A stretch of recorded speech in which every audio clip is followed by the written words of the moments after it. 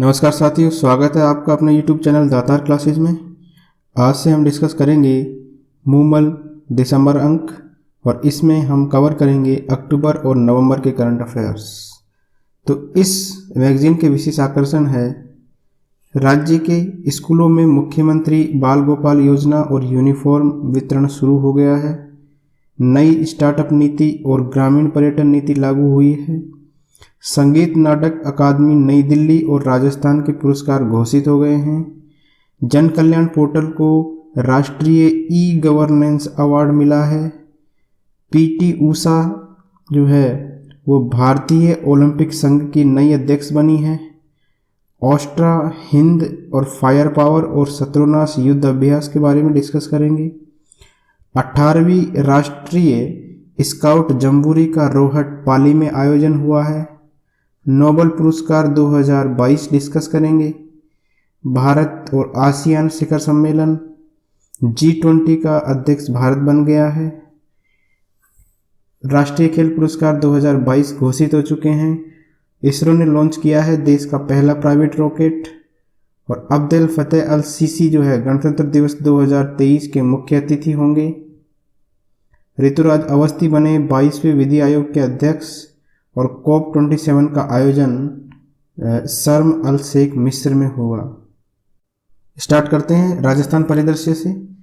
तो इसमें नवंबर के जो चर्चित व्यक्तित्व रहे हैं वो डिस्कस कर लेते हैं। तो इसमें पहला पॉइंट है प्रधान मुख्यमंत्री अशोक गहलोत द्वारा 25 नवंबर 2022 को डेफ ओलंपिक पदक विजेताओं को नियमानुसार इनामी राशि प्रदान करने की घोषणा की गई। इनमें कौन कौन शामिल है? तो डेफ ओलंपिक पदक विजेता तो इसमें है अभिनव शर्मा, गौराक्षी शर्मा और वेदिका शर्मा।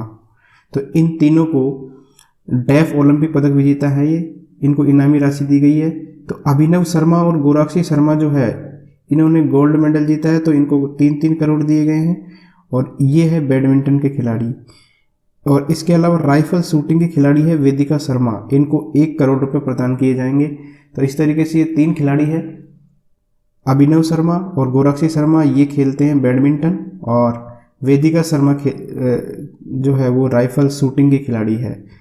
नेक्स्ट है प्रदेश के कौन से 5 हस्तशिल्पियों को शिल्प गुरु राष्ट्रीय पुरस्कार प्रदान किए गए हैं? तो शिल्प गुरु जो राष्ट्रीय पुरस्कार है वो प्रदान किए गए मोहनलाल शर्मा 2019। ब्रास वायर से शीशम की लकड़ी पर तारकशी के लिए इनको दिया गया है। आसाराम मेघवाल इनको भी 2019 में मिनिएचर पेंटिंग के लिए दिया गया है। इसके नेक्स्ट है गोपाल प्रसाद शर्मा 2018 में मिनिएचर पेंटिंग के लिए। मोहनलाल सोनी मिनिएचर पेंटिंग के लिए। और विनोद कुमार जांगिड़ इनको 2017 में चंदन लकड़ी पर बेहतरीन कारीगरी के लिए दिया गया है। तो ये 5 नाम याद रखने। इसमें 2 तो है मोहनलाल शर्मा, एक तो मोहनलाल शर्मा, एक मोहनलाल सोनी, एक आसाराम मेघवाल, गोपाल प्रसाद शर्मा और विनोद कुमार जांगिड़, ये ध्यान रखना है। 5 हस्तशिल्पियों को दिया गया है। इसके अलावा 14 हस्तशिल्पियों को राष्ट्रीय हस्तशिल्प पुरस्कार से सम्मानित किया गया है। तो 14 को तो राष्ट्रीय हस्तशिल्प पुरस्कार से सम्मानित किया गया है और 5 को किससे सम्मानित किया गया है? शिल्प गुरु राष्ट्रीय पुरस्कार से। राजकीय योजनाओं को आमजन तक पहुंचाने के लिए 24 नवंबर 2022 को ई गवर्नेंस का स्कॉच गोल्ड अवार्ड, ये ध्यान रखना है, ई गवर्नेंस का। तो ई गवर्नेंस का स्कॉच गोल्ड अवार्ड दिया गया है जन कल्याण पोर्टल को। एक चीज़ और ध्यान रखनी है कि जो राजस्थान हाउसिंग बोर्ड है इसको नवाचार और कायाकल्प के लिए हाउसिंग श्रेणी में लगातार दूसरे साल दिया गया है स्कॉच गोल्ड अवार्ड। ठीक है, तो हाउसिंग श्रेणी में तो किसको दिया गया है? राजस्थान हाउसिंग बोर्ड को। और जो ई गवर्नेंस है उसका दिया गया है जन कल्याण पोर्टल। तो जन कल्याण पोर्टल जो है वो 2020 में अशोक गहलोत द्वारा लॉन्च किया गया था और यहाँ से आम नागरिकों को तक सरकार की महत्वपूर्ण निर्णय, नवाचार और जनहित योजनाओं की जानकारी पहुँचाई जा रही है।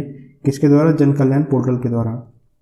नेक्स्ट है जयपुर के फिल्म निर्माता जिन्हें 24 नवंबर 2022 को मुंबई में आयोजित कार्यक्रम में चौथे Dada Saheb Phalke icon award films 2022 से सम्मानित किया गया। तो Dada Saheb Phalke icon award films इसके लिए सम्मानित किया गया केसी बोकाडिया। तो जो है ये जयपुर मूल के हैं और केसी बोकाडिया को चौथा दादा साहब फाल्के आइकन अवार्ड प्रदान किया गया है। केसी बोकाडिया जो है ने 50 वर्ष की फिल्मी सफर में 60 से अधिक बॉलीवुड फिल्मों का निर्देशन किया है। नेक्स्ट है 28 नवंबर 2022 को जयपुर के किस आर्टिस्ट को मुख्य उपराष्ट्रपति है जगदीप धनखड़ ने पहला डिजाइन इनोवेशन नेशनल अवार्ड प्रदान किया है। तो पहला डिजाइन इनोवेशन नेशनल अवार्ड प्रदान किया गया है धर्मेंद्र भल्ला को। तो ये है धर्मेंद्र भल्ला जिनको जगदीप धनखड़ ने पहला डिजाइन इनोवेशन अवार्ड दिया है। और इनको क्यों दिया गया है? जो भल्ला है उनको उनकी आईना, फ्रेम, पर्स और वॉकिंग स्टिक कलाकृतियों में खूबसूरत जड़ाई की कारीगरी एवं नवीनीकरण के लिए डिजाइन इनोवेशन नेशनल अवार्ड दिया गया है। तो इन्होंने ये जो कलाकृतियां हैं इनमें जड़ाई का शानदार काम किया है, इसके लिए धर्मेंद्र भल्ला को दिया गया है ये अवार्ड जगदीप धनखड़ द्वारा।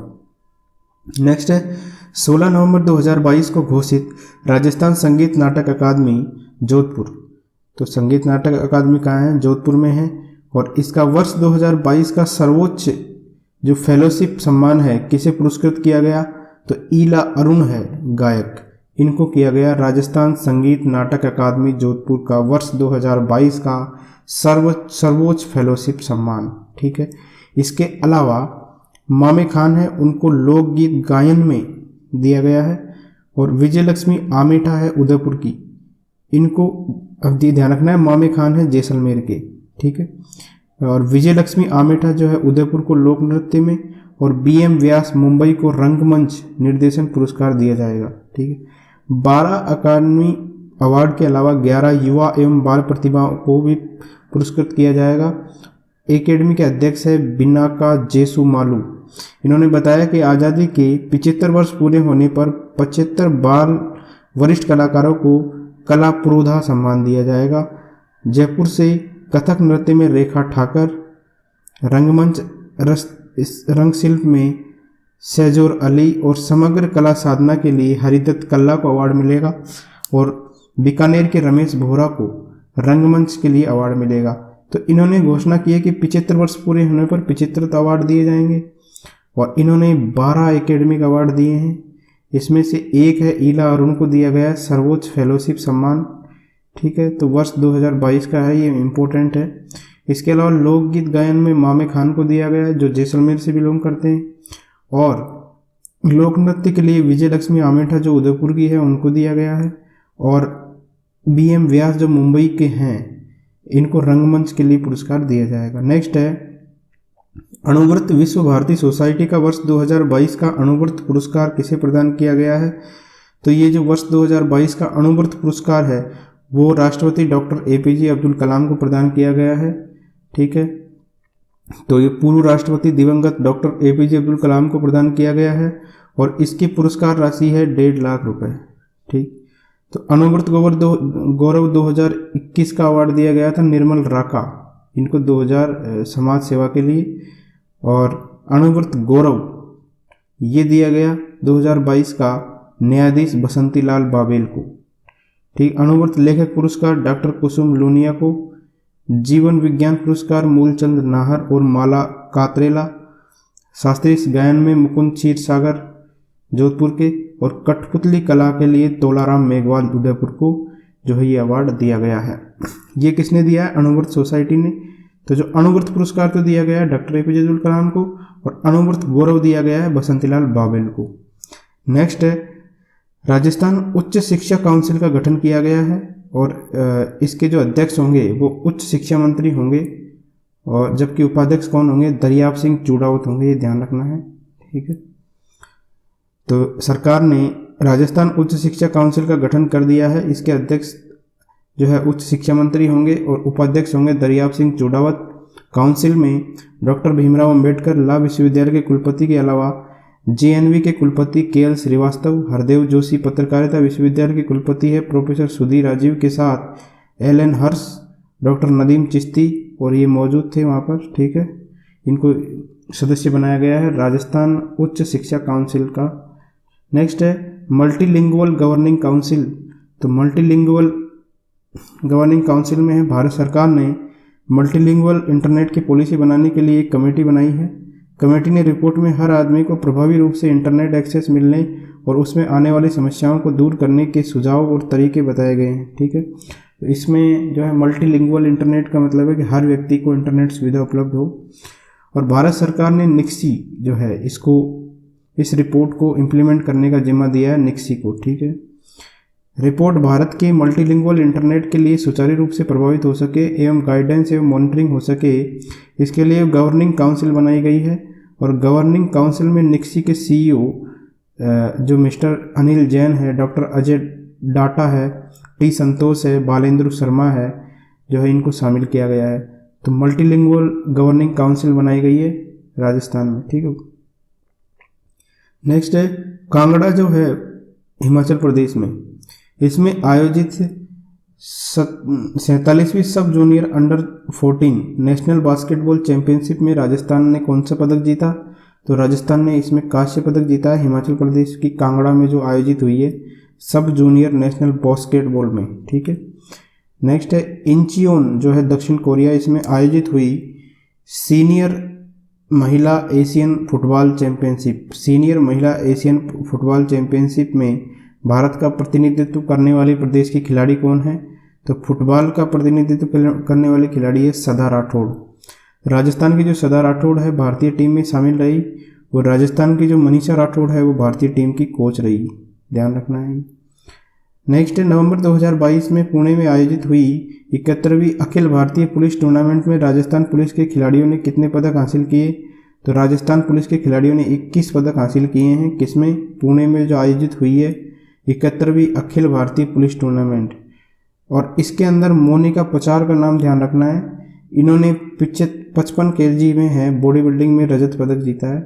राजस्थान पुलिस के जो मुख्य खेल अधिकारी है वो कौन है? राजस्थान पुलिस के मुख्य खेल अधिकारी है जंगा श्रीनिवास राव, ये भी नाम ध्यान रखना है। और भारत ने राजस्थान ने जो है राजस्थान के खिलाड़ियों ने 6 स्वर्ण जीते हैं, 9 रजत और 6 कांस्य पदक जीते हैं। तो 21 पदक राजस्थान के खिलाड़ियों जो पुलिस के हैं उन्होंने प्राप्त किए हैं। नेक्स्ट है संगीत नाटक एकेडमी है नई दिल्ली में, इसके द्वारा आज़ादी के अमृत महोत्सव के तहत देश के 75 कला पुरोधानों को प्रदान किए जाने वाले अमृत पुरस्कारों में शामिल राजस्थानी लोक कलाकार कौन कौन है? तो संगीत नाटक अकादमी नई दिल्ली, ठीक है, इसमें आयोजित हुए ये। तो इसमें है सरताज नारायण माथुर, भारत रत्न भार्गव, जोधा खान लंगा, हकीम खान मांगणियार और गिरधारी लाल पंवार। तो ये जो है संगीत नाटक अकादमी ने आज़ादी के अमृत महोत्सव के तहत देश के 75 जो है कला पुरोधाओं को अमृत अवार्ड से सम्मानित करने की घोषणा की है। अकादमी ने 75 साल से ज़्यादा उम्र के उन कलाकारों को इस पुरस्कार के लिए चयन किया है जिन्हें अब तक राष्ट्रीय स्तर पर किसी भी सम्मान से नहीं नवाजा जा चुका है। तो जो अमृत अवार्ड विजेताओं में राजस्थान व मध्य प्रदेश के 5 जो है वरिष्ठ कलाकार भी शामिल है। तो 5 वरिष्ठ कलाकार शामिल है। इन्हें 1-1 लाख रुपए का नकद पुरस्कार, ताम्रपत्र और अंग वस्त्र भेंट कर सम्मानित किया जाएगा। और ये वे कलाकार हैं जिन्हें परफॉर्मिंग आर्ट में पहली बार राष्ट्रीय स्तर पर सम्मानित किया जाएगा। तो 75 ऐसे कलाकार हैं जिनको अब तक सम्मानित नहीं किया गया है, उन्हें सम्मानित किया जाएगा। और इनामी रूप में इनको 1-1 लाख नगद का पुरस्कार दिया जाएगा, ताम्रपत्र और अंग वस्त्र से देकर सम्मानित किया गया है। तो राजस्थान के जो चयनित कलाकार है वो कौन कौन है, हमने ऊपर नाम देखे। सरताज नारायण माथुर है, ये लोक संगीत के हैं। भारत रत्न भार्गव है, रंगमंच के। जोधा खान है, दोदे खान लंगा संगीत के हैं। और हाकिम खान मांगणियार जो है लोक संगीत के हैं।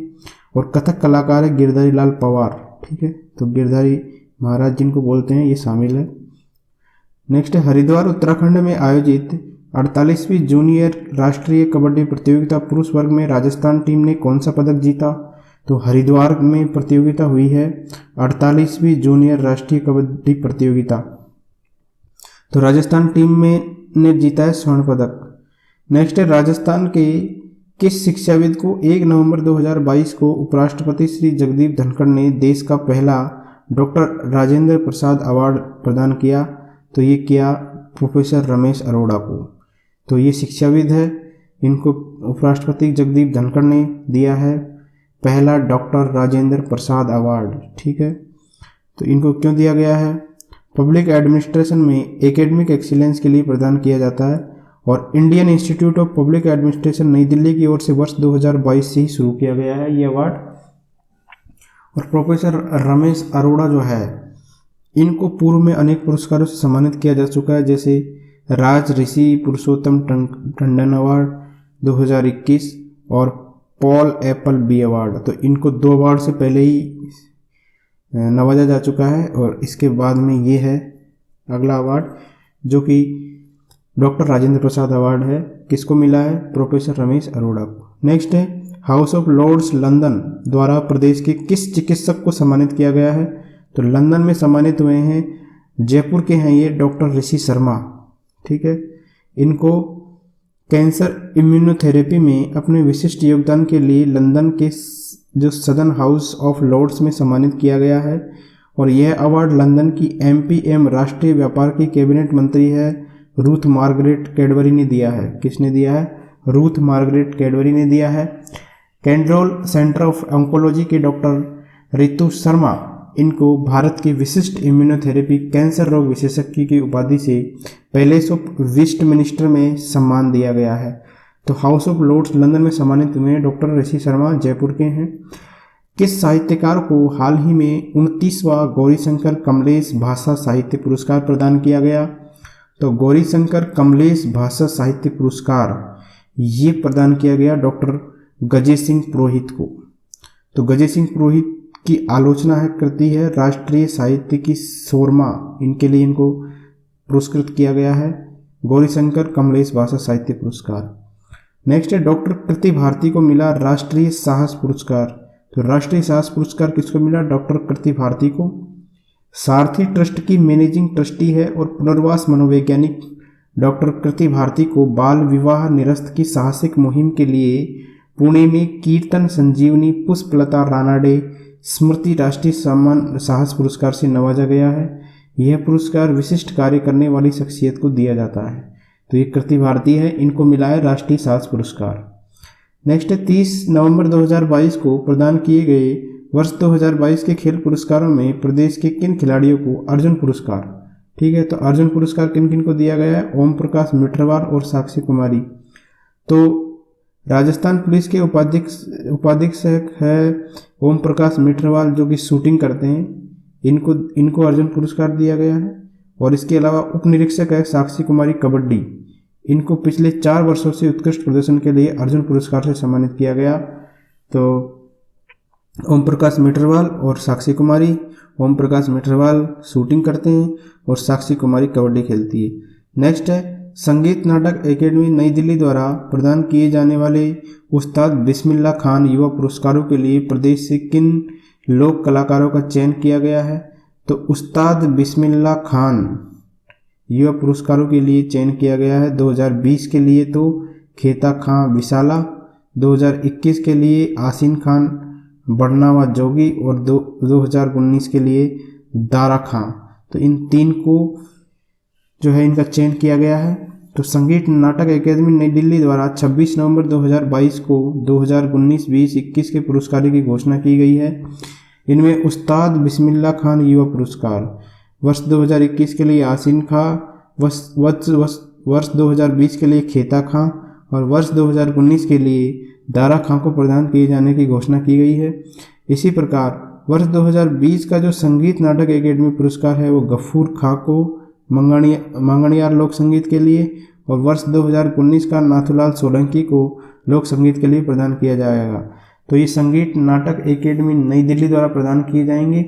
तो इसमें ध्यान रखना है 3 जो है वो उस्ताद बिस्मिल्लाह खान युवा पुरस्कार है 2019, 20 और 21, 2019 का दारा खां, 2020 का खेता खां और 2021 का आसिन खां, इनको दिया जाएगा।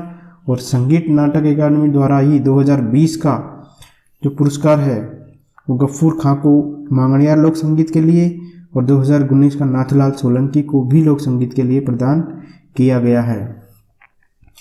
राजस्थान बेघर उत्थान और पुनर्वास नीति 2022 बन गई है। इसमें क्या होगा कि 50 वर्ग फीट प्रति व्यक्ति की न्यूनतम जगह के साथ छत उपलब्ध कराने का प्रावधान है इसमें।